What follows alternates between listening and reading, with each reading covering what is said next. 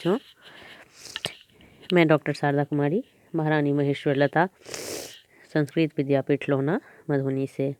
बच्चों, आज हम शास्त्री प्रथम खंड के लिए जो है गुप्तकालीन धार्मिक स्थिति, गुप्तों के समय में धार्मिक स्थिति क्या थी, समाज में किस तरह का धर्म जो है प्रचलित था, राजाओं के द्वारा, गुप्त सम्राटों के द्वारा कौन से धर्म अपनाए गए, इस सबों पे चर्चा करेंगे।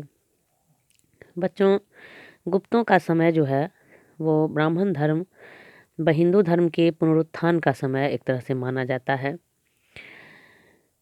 हिंदू धर्म में जो विकास की यात्रा चल रही थी, इस चरण में कुछ महत्वपूर्ण परिवर्तन जो है ये गुप्तों के समय में दृष्टिगोचर हुए। जैसे कि मूर्ति पूजा हिंदू धर्म का सामान्य लक्षण बन गई, यज्ञ का स्थान जो है उपासना ने ले लिया एवं गुप्त काल में ही वैष्णव एवं शैव धर्म के मध्य समन्वय स्थापित हुआ, ईश्वर भक्ति को महत्व दिया गया। तो ये सब चीज़ जो है बच्चों हम देखते हैं कि गुप्तों के समय में हुआ, यानी गुप्तकालीन युग में इस तरह की स्थिति धर्म के क्षेत्र में पैदा हुई।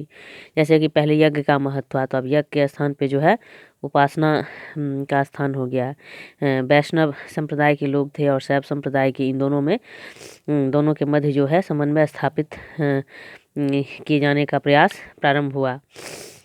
तत्कालीन महत्वपूर्ण संप्रदाय के रूप में जो है उस समय वैष्णव एवं शैव संप्रदाय प्रचलन में थे।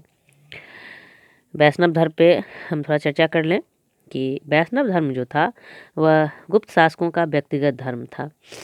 हम देखते हैं कि अनेक गुप्त राजाओं ने परम भागवत की उपाधि धारण की और इन राजाओं ने अपनी राजाज्ञाएं जो है गरुड़ ध्वज से अंकित करवाई।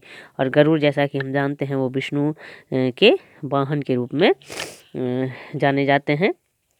चंद्रगुप्त द्वितीय एवं समुद्रगुप्त द्वारा जो सिक्के जारी किए गए, उस पे विष्णु के वाहन गरुड़ की आकृति खुदी हुई जो है वो मिली है। इसके अलावा वैष्णव धर्म के कुछ अन्य चिन्ह, जैसे कि शंख, चक्र, गदा, पद्म, लक्ष्मी जो कि विष्णु की पत्नी मानी जाती है, और शंख, चक्र, गदा, पद्म जो है उसको विष्णु अपने चतुर्भुज रूप में जो है धारण करते हैं।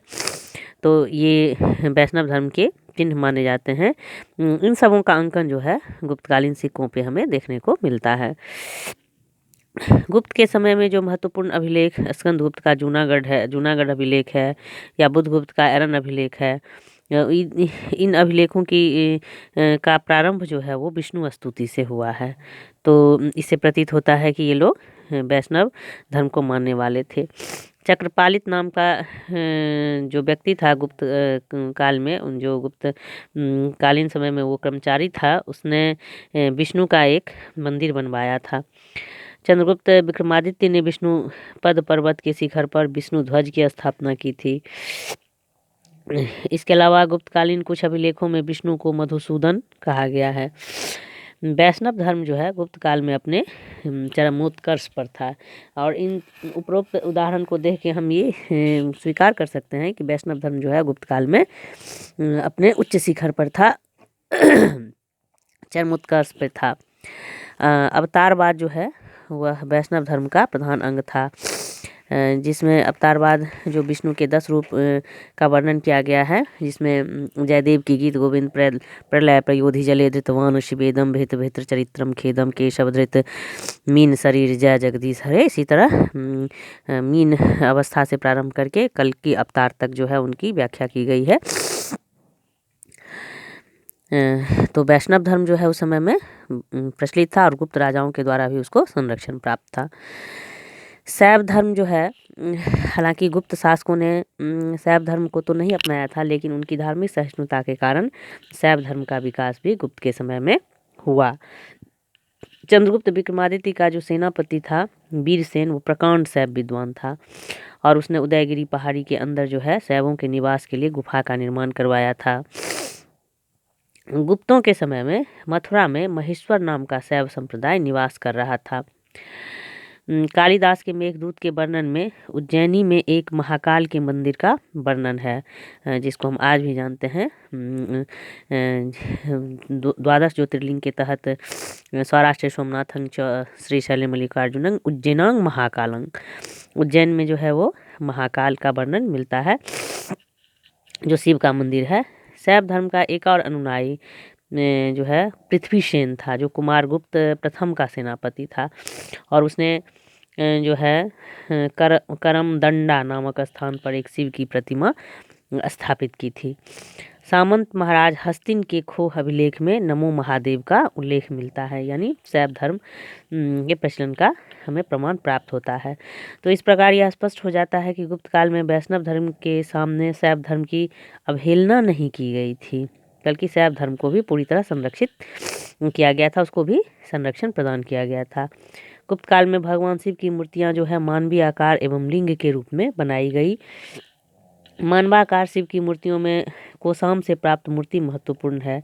लिंग मूर्तियों में नागोद से प्राप्त एक लिंग मुखाकृति महत्वपूर्ण है। शिव के अर्धनारीश्वर रूप की कल्पना एवं शिव तथा पार्वती की एक साथ मूर्तियों का निर्माण भी सर्वप्रथम गुप्तों के समय में ही प्रारंभ हुआ।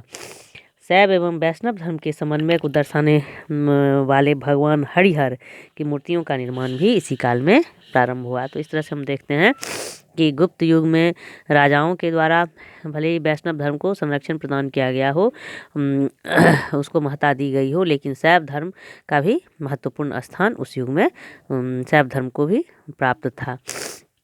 तो बच्चों, आज के लिए हम इतना ही। अगली कक्षा में जो है गुप्तकालीन धार्मिक स्थिति के इसके अगले चरण पे हम चर्चा करेंगे। आज के लिए इतना ही। धन्यवाद।